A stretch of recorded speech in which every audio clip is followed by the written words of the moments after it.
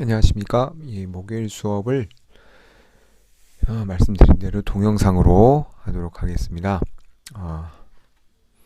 지난 시간에 경복궁에 대해서 왜 경복궁을 조선의 제1의 궁궐을 그 자리에 지었는지, 그 자리에 완벽한 자리에 지었을 거 아니에요? 그렇죠.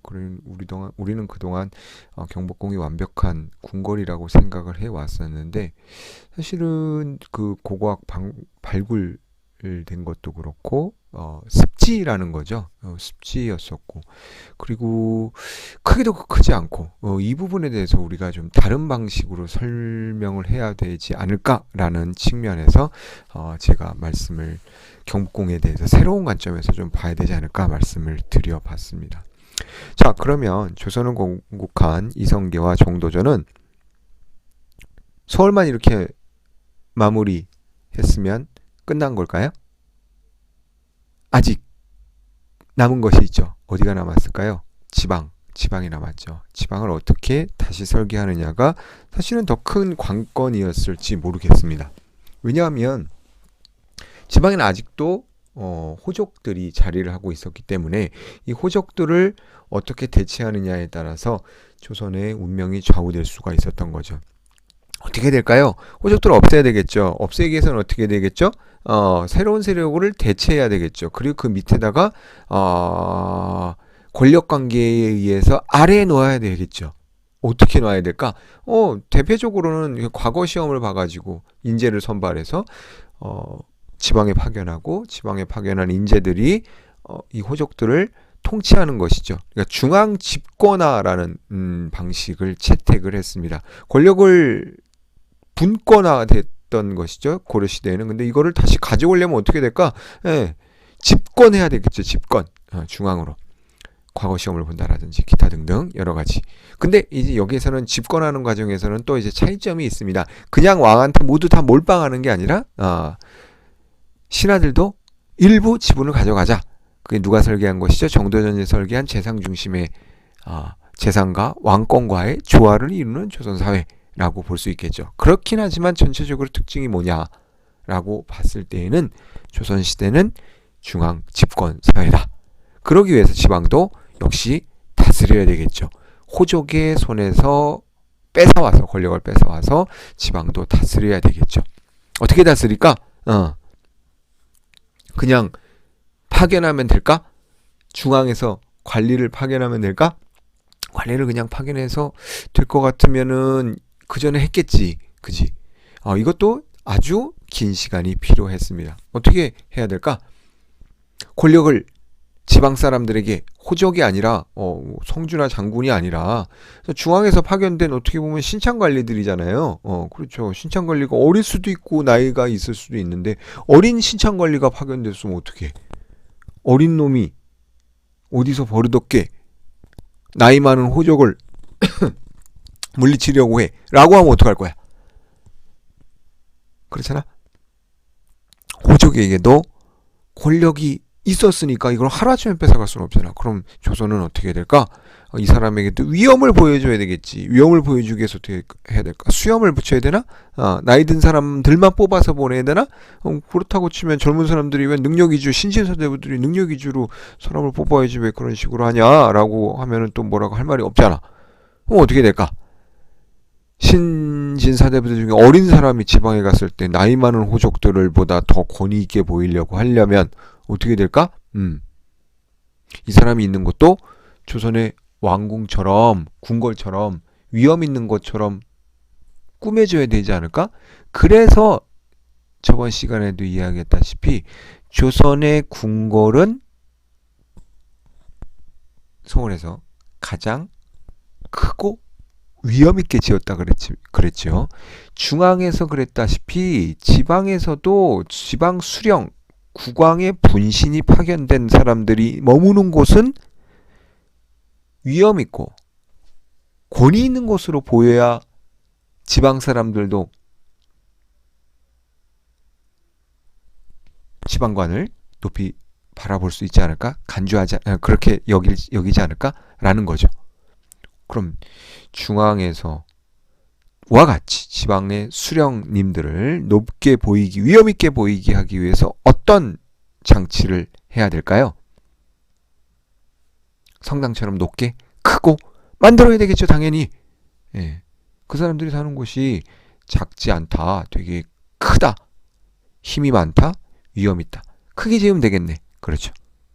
그러나 크게 지으면 되지만 크게 지을 수 없는 우리나라의 지형적 특징이 있죠. 산이 많죠. 그럼 어떻게 될까? 산을 이용해야 되겠죠. 어떻게 했지? 경복궁의 경우에서와 같이 산을 이용하는데 산 꼭대기에다가 건물을 짓지 못하게 되니까 산 아래에 건물을 지을 수밖에 없겠죠. 대신 통제를 해야 되겠지. 시선을 어떻게 통제를 했었죠? 문 앞에서 산이 크기로 수령님이 사는 공간을 압도하지 못하도록 해야 되겠죠. 그렇죠. 그래서 수령님이 머무는 고을에서 가장 높은 건물의 순위에서 가장 높은 순위의 건물은 뭘까? 객사라고 합니다. 객사. 이번에 우리 답사 갔을 때 여러분들 가셨을 거예요. 대구 가명에 혹시 가셨나 모르겠네요. 국채보상운동 기념관을 갔으면 대구 가명도 갔을 텐데, 대구 가명에서 제일 높은 건물의 순위로서 제일 높은 순위의 건물은 뭐죠? 객사라고 하는 것입니다. 객사. 그리고 수령님이 업무를 보는 것, 경복궁으로 치자면 근정전에 해당되는 공간은 뭐지? 동헌. 수령님이 동헌에서 재판을 치르다 뭐 이런 말 있잖아요. 그렇죠. 동헌입니다. 선은 수령님이 머무는 것, 기숙사라고 보시면 되고요. 자, 그럼 객사와 동헌과 서헌이 어떻게 보면 여기에서 지방에서 가장 높은 순위의 건물에 해당되는데, 이걸 어떻게 크게 만들어야 백성들이 호적보다 훨씬 더 권위 있는 사람이 내려왔구나를 깨우칠 수가 있을까요? 크기로서 압도가 안 되니까 반드시 산내에서 산보다 작게 보이지 않도록 통제를 했겠죠. 수령님이 머무는 공간 관할을 객사와 동헌과 서헌을 역시 시선을 통제해서 만들었죠. 그러면 고을의 구획은 어떻게 지었을까? 도성처럼 읍성을 지었습니다. 읍성은 어디에다 지었다? 지난 시간에 얘기했던 것처럼 아래에다 지었다. 산 아래에. 그럼 들어가면서부터 바라봤을 때에 사람들이 뭘 먼저 보게 될까?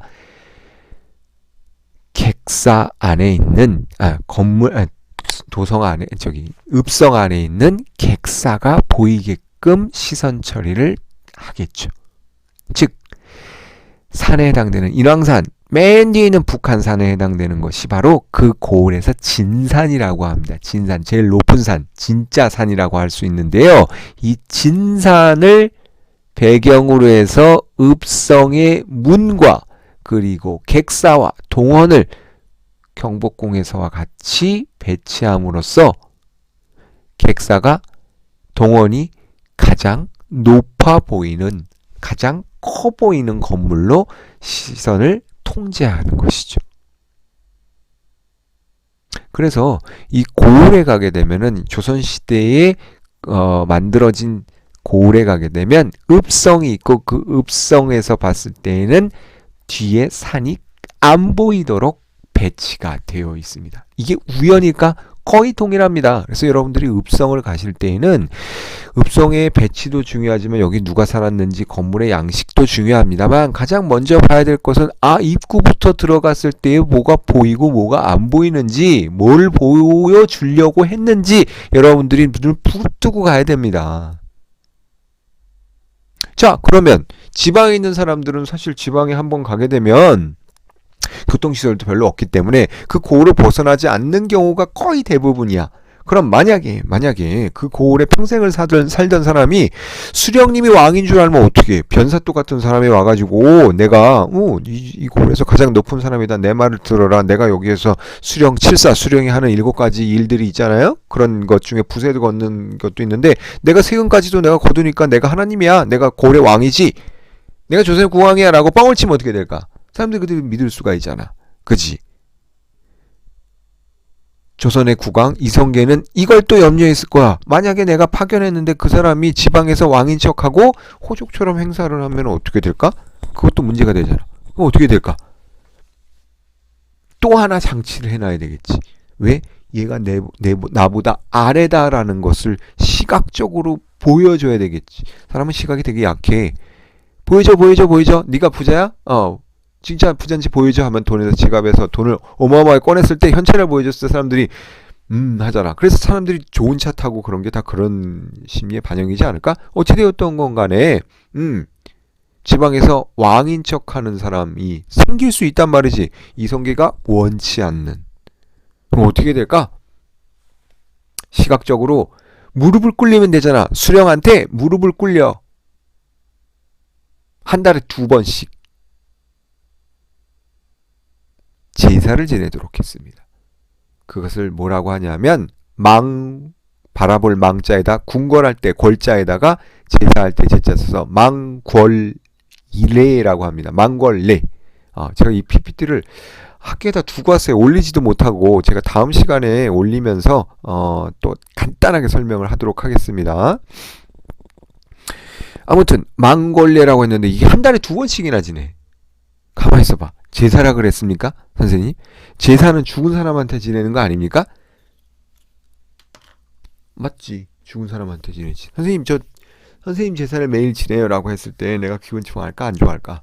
안 좋아하겠지. 당연히 죽은 사람한테 지내는 제사를 왜 내가 살아있는데 지내?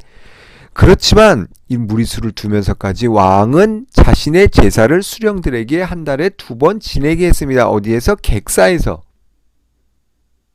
제사를 지내는데 혼자 지내나? 혼자 지내는 게 아니라 지방에서 유력한 계층들을 불러 모았습니다. 불러 모아서 어디에다가? 동원에서 관아에서 객사에서 지낼 때 객사 앞에다 무릎을 같이 꿇리고 제사 지낼 때 뻣뻣이 서가지고 제사 지내나? 제사 지낼 때는 절도 하고 무릎을 꿇잖아. 그렇잖아. 산 사람이었던 왕에게 제사를 지내는 예식을 시행했던 거야. 자, 그러면 우리 고을에서 왕인 줄 알았던 저 수령님이 한 달에 2번씩 무릎을 꿇는 저 사람은 누구야? 왕이라는 사람이야. 이성계라는 사람인가 봐. 그럼 이성계가 제일 높은 사람이겠네? 그런가 보네. 호족처럼 지방에서 왕인 행세하고 뭐 이런 사람이 아니라 저 사람은 왕 밑에 있는 충실한 신하인가 보네. 그 제사 지낼 때 거기에 참여하는 사람들은 누가 지방에서 유력층들이 많이 갔어. 가서 보니까 수령이 무릎을 꿇는단 말이야. 수령보다도 높은 사람이 있나 보네. 지방 사람들이 거기 구경 가서 그걸 확인했겠지. 그렇지. 지방에서 왕인 척 하던 사람들, 수령들이 더 수령보다 높은 사람이 있다라는 것을 지방민들에게 보여주는 행사를 국가에서 강제했던 거지. 산 사람에게 제사를 지내는 무리수를 둬서라도. 그러니까 이 망궐례와 그 다음에 망궐례를 통해서 지방민들은 수령 위에 왕이 있구나. 고려와 같은 지방에서 권력을 갖는 호족들이 생기지 않게 하려고 노력을 했던 것이지.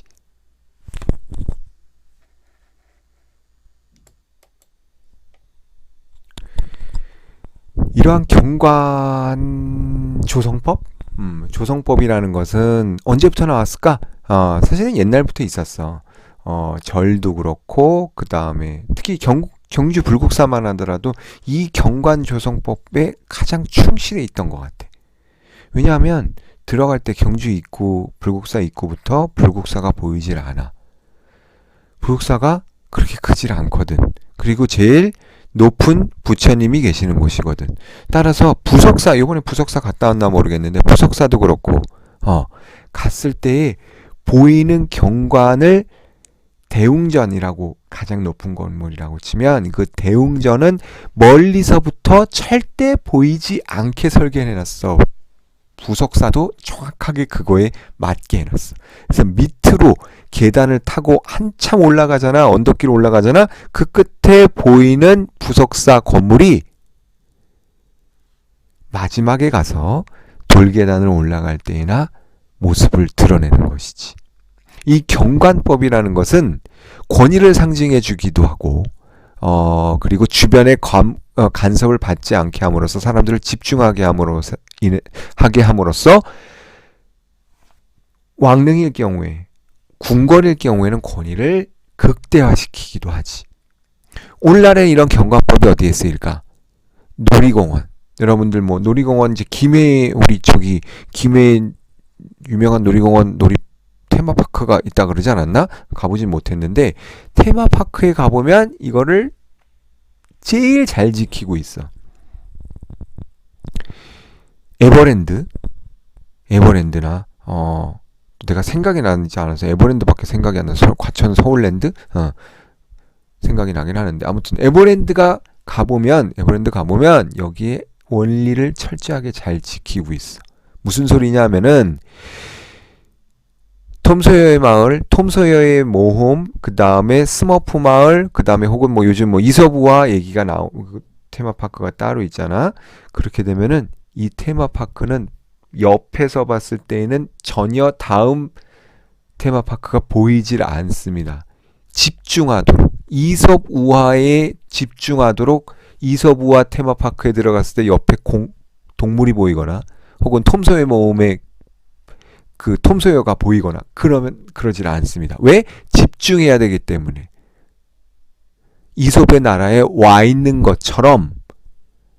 그리고 아바타 테마파크가 있으면 아바타 테마파크에 집중할 수 있도록 마치 그 안에 들어와 있는 것처럼 시선을 통제합니다. 나무를 심어놓거나 그 다음에 건물을 배치한다라고 했을 때 배치하거나 그 다음에 동선을 통제해서라도 사람들의 시선이 아바타를 벗어나지 않도록 합니다.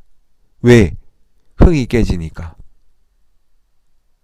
마찬가지로 권력도 마찬가지입니다. 그래서 테마파크는 이걸 철저하게 오늘날에 시선을 통제함으로써 사람들이 거기에 몰입할 수 있도록 만들어 버리는 건데 권력도 마찬가지입니다. 권력 이외에 다른 게 보이게 되면 어떻게 될까?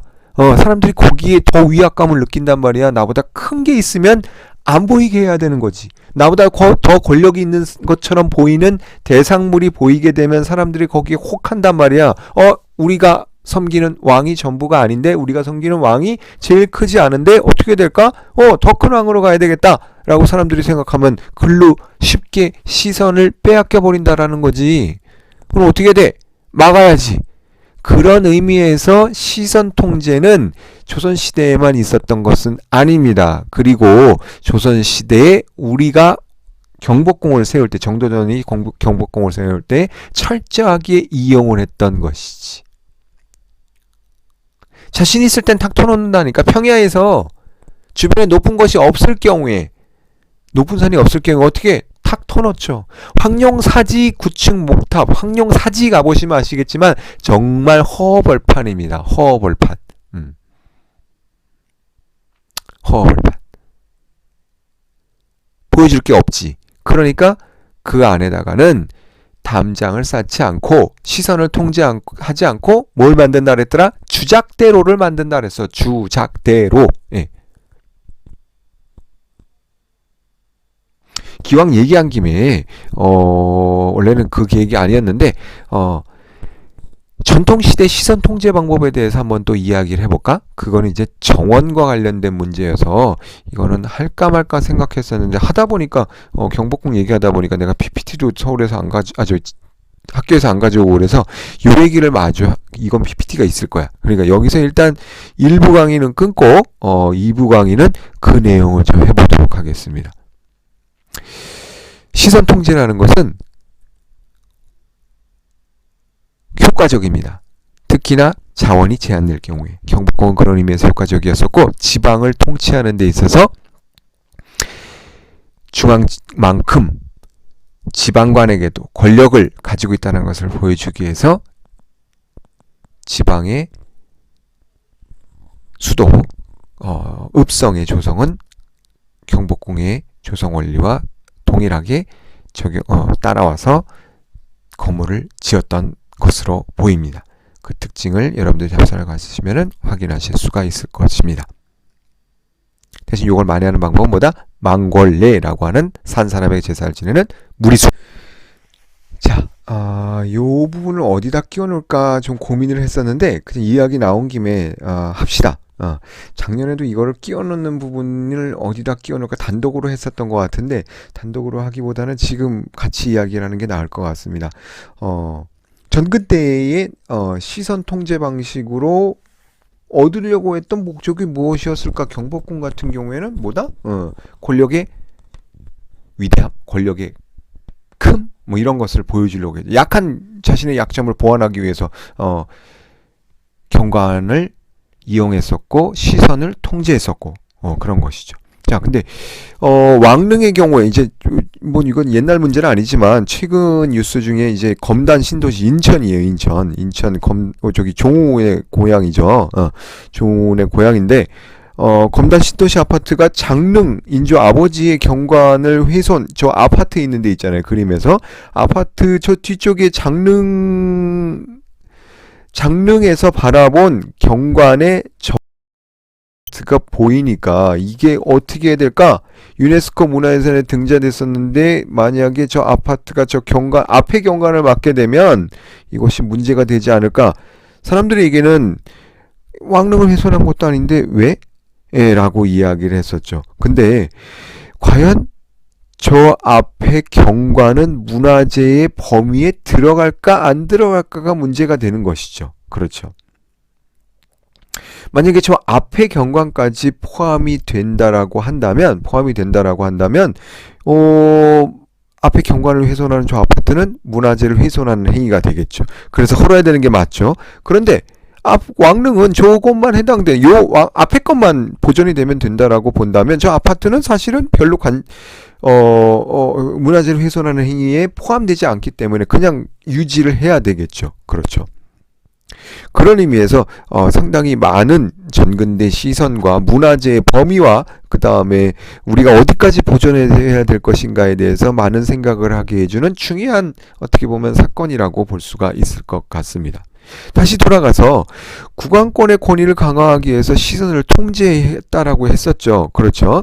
그렇다고 한다면 사실은 궁궐의 범위는 궁궐을 보존하는 데 있어서는 궁궐도 중요하긴 합니다만 궁궐 자체도 중요하긴 합니다만 뭐가 더 중요할까요? 내가 봤을 때는 앞에 길이 더 중요해. 길. 그래서 광화문화 광장이라는 것은 사실은 있어서는 안 돼. 광장은 그 앞에 허락한 게 아니거든. 정도전이 허락한 게 아니야. 광장은 대로와 같은 것이지. 마음대로 보면 작은 게 들통나버리니까 시선을 통제하기 위한 그 당시의 도로가 오히려 더 궁궐의 진면목을 보여줄 수 있는 문화재의 아주 중요한 부분이라고 할 수 있겠지. 남대문에서 종각까지 가는 길, 휘어져 있는 길은 잘 보존이 돼 있어. 근데 직선도로가 뚫려버렸지. 고정대에. 그건 둘째 치고라도 어쨌든 그 앞에 직선도로는 있는 게 아닙니다. 왕릉 얘기는 좀 나중에 하더라도 놀이공원도 얘기했었죠. 놀이공원에서 그 앞에 시선을 잘 통제를 해놨는데 아바타에서 갑자기 톰소여가 나오거나 피노키오가 보이거나 하면 기분이 확 깨겠죠. 그렇죠.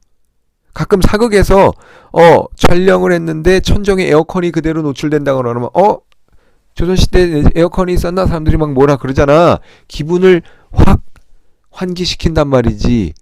전통시대에 에어컨이 있었나? 라고. 그만큼 시선이라는 것은 흥미, 권위와 관련해서 굉장히 중요한 부분 중에 하나입니다.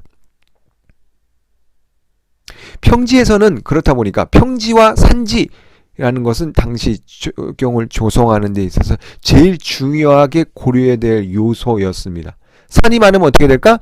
가려야 되겠지. 산보다 클 수는 없으니까. 그렇지.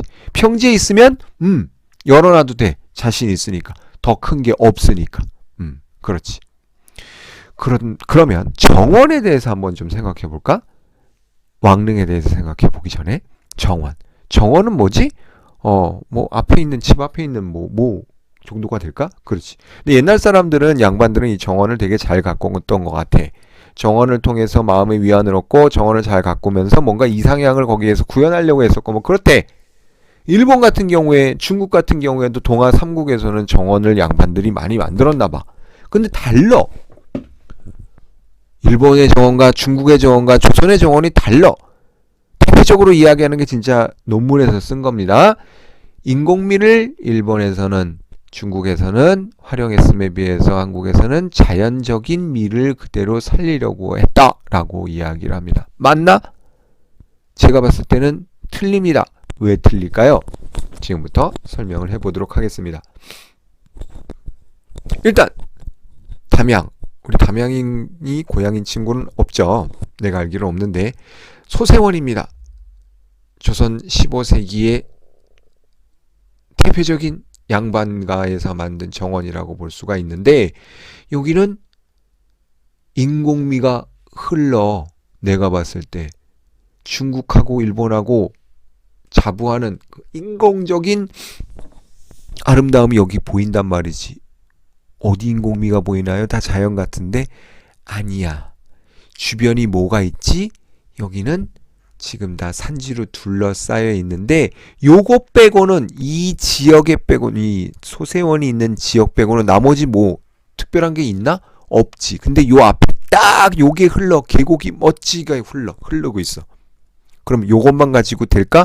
주변에 바깥에 별로 아름답지 않은 평범한 것들이 보이기 시작을 하니까 이게 흥이 깨진단 말이야, 쉽게. 아름다운 부분은 10분의 1, 아름답지 않고 평범한 부분은 10분의 9. 그러면은 흥이 날까? 흥이 안 나지. 그럼 10분의 1을 극대화시켜야 되겠지. 어떻게 할까? 시선을 통제해야 되겠지. 그래서 지금 소세원에 보면은 원형이 어떤지 모르겠지만 담장이 다 쳐져 있나 안 쳐져 있나, 그림에 보면 일부만 쳐져 있지. 실제로 가보면 일부만 쳐져 있고, 이 정자와 정자 사이에도 담벼락에 구멍이 뚫려 있고 시선이 바깥으로 절대 나가지가 않습니다. 왜 그럴까? 10분의 9 평범함이 스며들게 되면 자연의 아름다움이 많이 희석될 수 있기 때문에 그렇지 않을까? 라는 것이지. 직접 들어가 볼까? 저 아닙니다. 저랑 아는 사람도 아닙니다. 그냥 인터넷에서 따온 겁니다. 들어갔을 때 이 정자에서 앉아서 바라봤을 때는 이 계곡만 보입니다.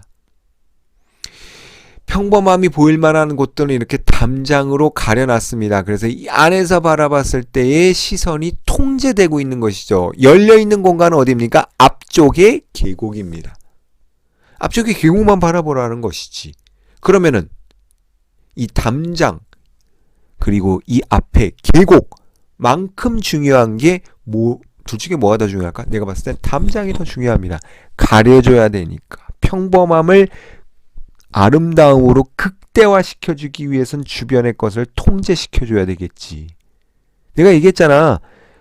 교실 안에서 내가 제일 젊은 남자인 사람이 되기 위해선 나머지 사람들을 가려줘야 돼. 몰아내거나 가려줘야 돼. 시선을 통제해야 되겠지. 그렇지.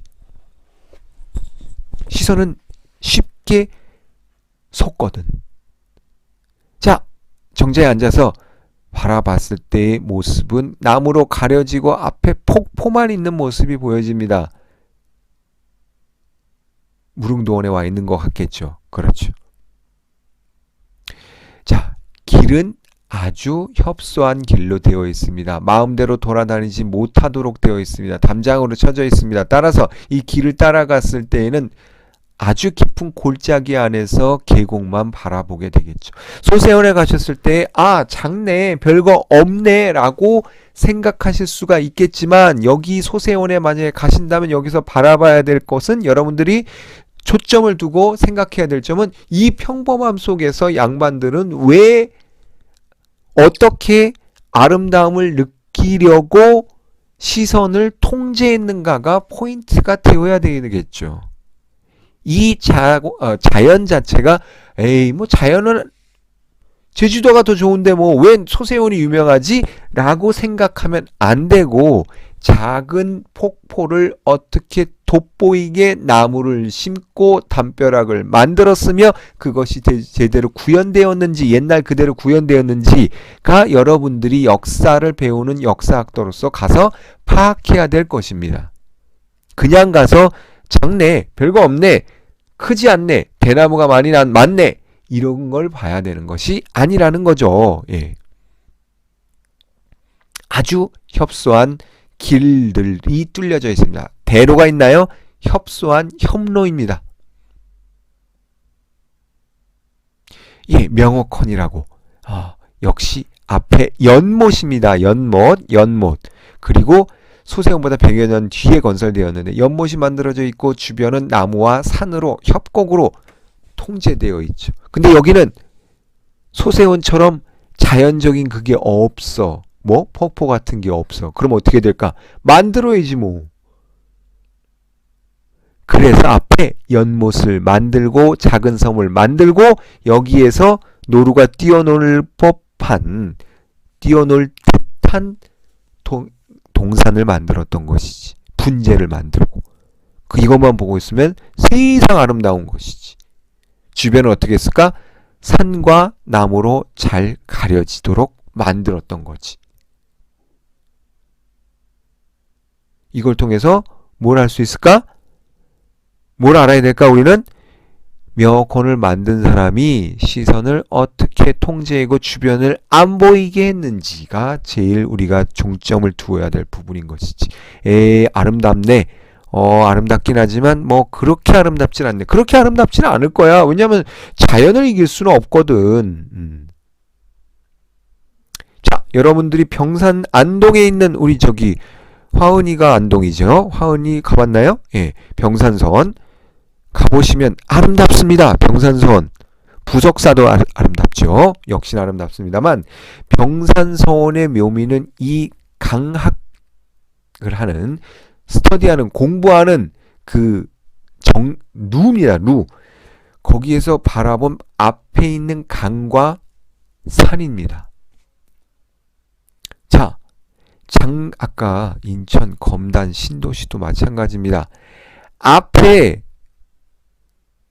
소원에 학생들이 앉아서 공부를 하는데 저 산을 보고 공부를 했겠죠. 물을 보고 공부를 했겠죠. 근데 그 앞에서 공부를 하는 그 누각에서 바라보이는 저 뒤편에 산 뒤에 고층 아파트가 있다고 해보십시오. 그거는 문화재를 훼손하는 행위일까요? 아닐까요? 제 생각은 훼손하는 겁니다. 왜? 아니, 반대하는 입장에서 보자면 내가 병산서원을 기와장을 하나라도 건드렸어? 아니야, 난 건드린 적 없어. 그러니까 나는 법원에 항변할 수 있겠죠. 나는 병산서원을 해친 게 아닙니다. 하지만 병산서원의 소유자, 병산서원의 설계자는 학생들이 저 앞을 보라고 한 것이죠. 하늘과 산과 물이 만나는, 제가 봤을 때는 그렇다라고 생각을 합니다. 그런 병산서원을 온전히 보존하려고 한다라고 한다면 이것을 그냥 놔둬야 될까요? 앞에 아파트를 세워도 될까요? 제가 봤을 땐 세우면 안 됩니다. 설계자의 뜻은 이 앞에 산과 물과 하늘을 보라고 해놨기 때문에.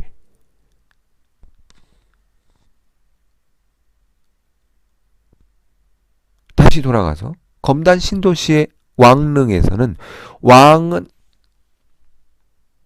죽어서 이곳에서 거주하고 있죠. 혼이 되어서.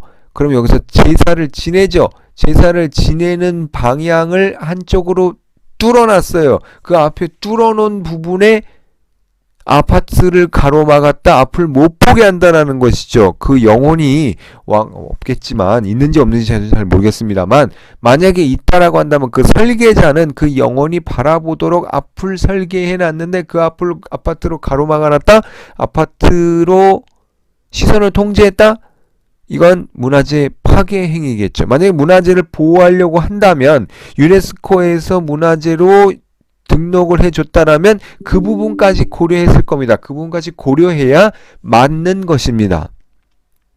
병산서원의 예를 들어서 확실하게 제가 봤을 때는 앞을 보존해 줘야 된다라고 생각을 합니다. 심지어는 인조의 아버지이기 때문에 인조의 아버지까지 병자호란의 원흉이 되었었던 인조의 아버지의 무덤까지 우리가 보존을 해줘야 되느냐? 아파트 값이 더 중요하지. 아파트를 공급해서 집값을 낮추고 이게 더 중요하지. 옛날 사람 그건 아닌 것 같습니다. 그건 둘째치고 문화재를 보호하려고 한다면 문화재를 원형 그대로 보존한다라고 했을 경우에는 저 앞에 검단 신도시 아파트는 없애는 것이 맞다라고 생각을 합니다. 보호하지 않는다면, 그렇다면 지어도 상관은 없습니다만 문화재가 밥 먹여주는 것도 아니니까 보호하지 않겠다라고 한다면 없애지 않는 것이 맞지만, 만약에 보호하기로 마음을 먹었다라고 한다면 아파트는 없애는 것이 맞겠죠. 자, 그러면 아까 중간에 이야기했었던 인공미가 철철철철 넘쳐 흐르는 중국과 일본의 정원은 왜 그렇게 인공미를 내세워서 정원을 지은 걸까요? 아까 이야기했다시피 우리나라에도 인공미가 있는 정원이 아까 있었죠. 일단 이름이 뭐였더라? 갑자기 생각이 안 나는데 앞에 가볼까? 예, 명호콘. 소세호는 좀 덜하고 명호콘은 확실히 이 원래 연못이 있었고 그 앞에 섬이 있었던 건 아니에요. 돌을 이렇게 주변에 둘른 거 보니까 인공적인 것이죠. 우리나라만 그런 것이 자연적인 것이 아니고 중국과 일본만 인위적인 것이 아니라 환경에 따라서 인위적인 정원을 만들 필요가 있을 땐 만들었다라는 것이죠. 인위적인 정원을 만들 때 제일 핵심은 또 뭐다? 시선 통제. 왜냐하면 주변은 인위적인 걸 만들었다라는 것은 주변에 없다라는 것이지. 그래서 소세원도 주변을 통제했다라는 거 얘기를 했잖아요. 다른 게 보이면 안 돼. 지금 항주 영은사인데요. 이 건물이 굉장히 높이 솟아있고 바깥이 전혀 보이질 않죠. 놀이공원이라고 치면은 바깥에 다른 놀이공원의 테마가 전혀 눈에 들어오질 않습니다. 왜 이렇게 지었을까? 집중하라고. 예. 부처님에게 집중하기 위해서 주변의 것들을 통제했던 것이죠. 우리나라 불국사도 마찬가지입니다. 주변에 입구부터 산만하게 공개하지 않습니다. 들어갔을 때 입구에서 전혀 보이지 않다가 어느 순간 우리 대학교 경상대학교 정문이 보이듯이 불탑이 보이고 불국사의 대웅전이 보이고 그런 건물 배치를 했던 것이죠. 영은사도 마찬가지입니다. 주변에 다른 것이 주의를 환기시킬까봐, 부처님에게 집중 못할까봐 벽들을 만들어서 시선을 통제시키고 부처님에게 집중할 수 있도록 시선을 거리를 통제했던 것이죠. 영은사, 주변에 아무것도 보이질 않습니다. 이것은 다른 종교시설도 마찬가지입니다. 주변에 다른 큰 것이 있을지 모르지만 시선을 통제함으로써 다른 큰 것은 보이지 않도록 했겠죠. 자, 우리나라에 또 하나 자랑, 안압지가 있습니다. 안압지. 제가 이 사진을 왜 가져왔냐면요, 아주 오래된 사진인 것 같고 해상도도 그렇게 좋지 않지만 왜 가져왔을까요? 인위적인 정원의 존재가 우리나라에도 있다라는 것을 이 안압지가 명확하게 보여주고 있기 때문이죠. 주변이 평지입니다. 주변이 평지예요. 논으로 둘러싸여 있죠. 실제로 그래요. 가보면은 칼국수집이 있고 그런데 제가 간지도 10년 전이었는데 경주 안압지에 유명한 것이 칼국수집인가 싶을 정도로 칼국수집이 많더라고. 요즘에 야간개장도 하고 있어가지고 밤에 불도 켜고 있는데 안압지 신라 귀족들이 놀던 술잔을 돌리던 그리고 인위적인 섬을 만들어서 노루가 뛰어놀게 하던 바로 그 안압지라는 것이죠. 주변에 그런 자연이 있나? 없죠. 없으니까 어떻게 인위적으로 섬을 만들어 놓고 연못을 만들어 놓고 가운데다가 섬을 조성해 놓고 기껏 조성해 놓고 바깥을 보면 평야가 보이고 논이 보이고 백성들이 고통 속에 농사 짓는 모습을 보여주게 되면 어떻게 될까? 기분이 별로 흥이 나질 않겠지. 가려야 되겠지. 그래서 경주 안압지도 아마 시선을 상당히 통제하기 위한 담장이 쳐져 있을 것입니다. 제가 봤을 때는. 안압지에 가셨을 때 뭘 보셔야 될까요? 시선을 어떻게 통제하고 있는지, 안에 들어갔을 때 바깥이 보이는지 안 보이는지가 여러분들의 답사 포인트가 돼야 되겠죠. 안압지에 가서 답사할 때 이건 언제 지어졌고 뭐가 출토되었으며 이런 것도 중요하죠. 중요하긴 합니다만 제일 중요한 것은 들어갔을 때 바깥이 보이느냐 안 보이느냐. 귀족들은 이 안에서 놀아야 되는데 기분 상하지 않게 하기 위해서 술잔을 기울이면 내가 마치 무릉도원에 와 있는 것처럼 느껴야 되기 때문에 바깥이 보이는지 안 보이는지 여부는 이 안압지를 조성할 때 굉장히 중요한 요소입니다. 한번 가보시면 거기에 집중하십시오. 제가 찍은 것은 아닙니다. 들어가 볼까요? 들어간 사진을 볼까요? 예. 보입니까? 안 보입니까? 나무들을 아마, 담장을 아마 그 당시에 활용했을 겁니다. 시선 통제용으로. 연못이 원래 있었던 것처럼 그 안에 내가 놀고 있는데 전혀 다른 것들이 간섭을 하지 않지요. 그렇죠. 한창 만화 보고 있는데, 영화 보고 있는데 앞에서 영화관에 갔을 때 머리 큰 분이 앞에 앉아서 자꾸 가리게 되면 기분이 안 좋죠. 왜 머리가 저렇게 클까? 머리가 큰 분이 왜 내 앞에 앉았을까? 신경 쓰이죠. 가로막으면. 예. 방해하지 않습니다. 안압지에서는 그렇게 다른 물건이 즐기는데 방해하지 않습니다. 뭘로 막았기 때문에? 나무와 담장으로 시선을 통제했기 때문에. 다음 사진을 볼까요? 예. 예. 연못에 있는 섬에 근접했을 때 그 길은 꼬불꼬불합니다. 꼬불꼬불한 길을 따라갔을 때에는 절대 바깥이 보이질 않습니다. 마치 그 안에 와 있는 것 같습니다. 그리고 노루가 뛰어노는 모습을 봤을 때에 마치 실제 자기가 무릉도원에 와 있는 것 같고 노루와 같이 노는 것 같고 그런 착각을 일으킬 수가 있었겠죠. 자, 그럼 우리나라도 이런 인위적인 자연이 있었네. 중국과 일본만 그런 건 아니네. 그럼 중국과 일본의 정원들은 왜 인위적인 정원이라고 우리가 그렇게 규정 지었을까? 평지에 아무것도 없는 지역에 있는 사람들, 귀족들이 즐기기 위해서 만든 정원일 경우 인위적인 정원이 있고 거기엔 플러스 반드시 담장이라는 것, 시선 통제라는 도구가 나올 수밖에 없다라는 것이죠. 국가의 문제가 아니라 주변에 아무것도 없을 경우에는 반드시 그런 시선 통제의 도구들이 나온다라는 것이죠. 소주의 대표적인 정원입니다. 오우, 갔을 때 아름답죠? 주변에 뭔가 보입니까? 안 보입니다. 담장으로, 나무로 가로막았겠죠. 시선이 바깥으로 넘어가려고 하면 가려줍니다. 뭘로? 창문으로, 담장으로 막는 대신 구멍을 하나씩 뚫어서 보여주려고 합니다. 내가 허용하는 시선 외에는 살피지 마라 라고 하는 의지의 표현인 것이죠. 보이시나요? 부채 모양의 창, 이 창을 통해서만 바깥을 봐야지 넓은 창을 통해서 네 맘대로 봐서는 안 된다라는 것이죠. 이런 좁은 정원일수록 인공적인 정원일수록 창과 담장과 길은 여러분들이 답사를 가셨을 때 반드시 염두에 두셔야 할 부분입니다. 놀이공원 가보십시오. 김해에 새로 생겼다는 테마공원 잘 만들었는지 한번 여러분들이 가서 감시해 보십시오. 제대로 만들었는지, 시선이 통제가 되는지 안 되는지 아마 잘 해놨을 겁니다. 안 가봤지만. 예.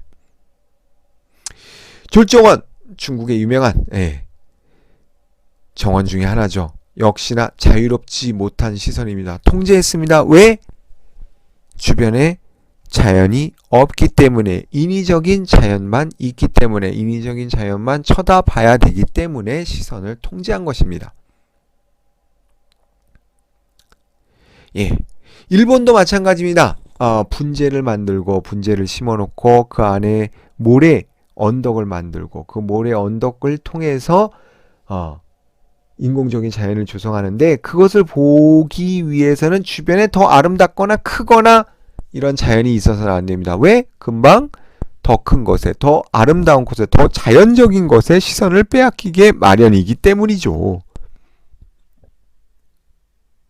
따라서 처음에 이야기했던 중국과 일본은 인공적인, 조선은 자연을 이용하는, 뭐 그렇게 구분하는 것이 아니라 오히려 새로운 구분 방식은 뭐가 돼야 될까요? 인공적으로 조성된 정원은 국가에 의한 구별이 아니라 뭐에 의한 구별이 돼야 될까요? 제가 봤을 때는 주변에 그만한 볼거리가 있느냐 없느냐, 있으면 통제를 해야 되겠죠. 그렇죠. 그리고 없으면 통제를 해야 되겠죠. 그리고 간섭이 되지 않도록. 만약에 권위가 문제라면 주변에 권위가 높은 것이 있거나 더 크거나 이런 것이 있으면 안 되도록 통제를 해야 되겠고요. 그것이 궁궐의 조성 원리가 되겠고. 놀이공원이라면 어떻게 될까요? 놀이공원의 하나의 테마에 집중할 수 있도록, 짬뽕이 되지 않도록. 예. 짬뽕이랑 짜장이랑 같이 먹는다고 두 개 섞으면 안 되잖아요. 물론 뭐 안에 들어가 섞이기 때문에 나는 상관없어. 짬뽕이랑 짜장이랑 섞어가지고 풀어가지고 먹을 거야 라고 하면 상관없지만, 짬뽕 따로 짜장 따로 먹어야 맛있는 거죠. 안에 들어가서 위에서 섞일지언정. 예. 섞이지 않도록 시선을 분리하는 것입니다. 예. 따라서 우리가 문화재를 보호할 경우에 정원의 가치를 평가할 때 우리가 초점을 두어야 될 부분은 어디에 있을까요? 그 당시 사람들이 이걸 왜 만들었을까?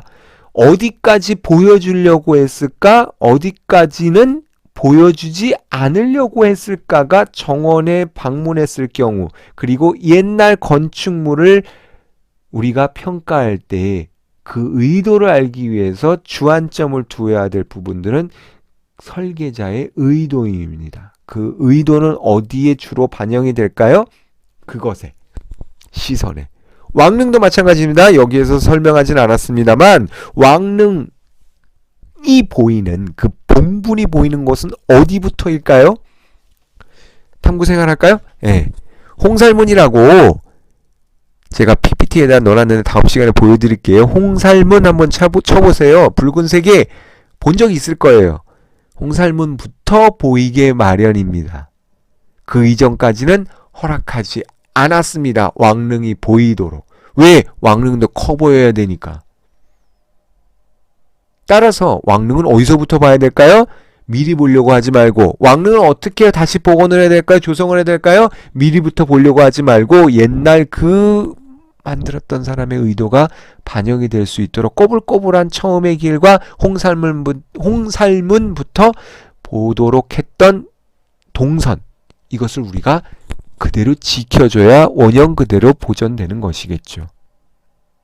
그리고 왕릉에 제사를 지내려고 했을 때, 그리고 왕릉 검단 신도시는 그럼 뒤에서 보는 거기 때문에 상관없지 않나? 그건 누가 보라고 하는 거죠? 귀신이 보라고 한 거. 왕의 귀신이 보라고 한 거죠. 그 설계자가 만든 것이기 때문에, 앞을 보라고 만든 것이기 때문에 그 앞도 보존해 줘야 되지 않을까. 만약에 문화재를 원형 그대로 보존하려고 한다면, 저는 그렇게 생각을 합니다. 정리하고 넘어가도록 하겠습니다. 예, 간단하게 이야기해서 문화재, 역사도 그렇지만 제일 중요한 거는 오늘날의 시선으로 가끔 우리는 역사나 문화재를 보려고 한다는 것이죠. 그렇게 된다면 의도를 제대로 파악하지 못하고 보존을 제대로 하지 못할 가능성이 높습니다. 어떻게 될까요? 제가 봤을 땐 과거의 눈으로 돌아가서, 설계자의 눈으로 돌아가서 그 사람들이 어떻게 설계를 했을까? 다시 한번 생각을 해보고, 설계한 목적이 무엇이었을까? 권위였을까? 즐거움이었을까? 생각해보고 그것이 무엇인지 파악을 하고 제대로 보존하는 것이 우리가 해야 될 일이라고 생각을 합니다. 왕릉에서 보이는 검단 신도시 아파트 값이 중요하고 재산이 더 중요할 수 있겠지만, 원칙이 하나 무너진다면 앞으로 왕릉의 모든 경관을 가로막는 아파트들이라는 건축물들을 다 막을 수가 없게 될 겁니다. 그러면 왕릉의 원형은 훼손이 되게 되겠죠. 제가 봤을 때는 왕릉의 원형, 문화재의 원형을 보존하려고 의도했다라고 한다면 앞에 아파트는 허무는 것이 맞습니다. 힘들겠지만, 자, 지금까지 요 정도만 하도록 하겠습니다. 경관에 대해서, 시선의 통제에 대해서 이야기를 해봤습니다. 문화재를 생각했을 때 우리는 그 건물만 생각하는 경향이 있었는데, 조금 더 폭넓게 생각해서 설계자, 계획했던 사람이 무엇을 보여주려고 했을까?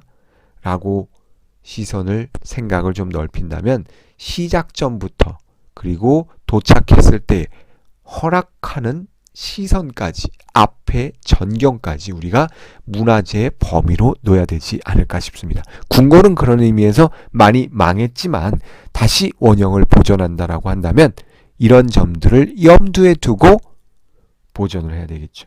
경복궁도 지금 대략 뭐 40, 50% 이상들이 훼손됐다라고 하는데요. 훼손됐기 때문에 아쉬운 것이 아니라 훼손됐기 때문에 당시 궁궐 안에서 바라볼 수 있었던 왕의 혹은 권력에 대한 사람들의 시선을 제대로 우리가 알지 못한다라는 점이죠. 에이, 뭐 신경 썼을까? 신경 썼어요. 왜냐하면 인간은 나약한 존재이기 때문에 똑같은 인간이라는 걸 들키는 게 두려웠기 때문에 시선을 통해서 권위를 강화하려고 했습니다. 그건 명확한 사실이에요. 동서양 마찬가지입니다. 권력의 문제를, 조선 초기의 권력의 문제를 시선으로 이야기를 해봤습니다. 그리고 플러스 이어서 정원의 문제를 검단 신도시 아파트와 관련 지어서 설명을 해봤습니다. 여러분들이 한번 좀 생각해 보셔야 될 거라고 보시고 나중에라도 답사하셨을 때 꼭 염두에 두시고 건물 하나만 보지 마시고 바깥에서 혹은 옆에서 그 안에서 왜 만들었을까? 도대체 뭘 초점을 두고 만들었을까? 좀 생각해 보시기 바랍니다. 목요일 수업은 조금 짧게 끝내도록 하겠습니다. 여기까지 하겠습니다. 수고하셨습니다. 예.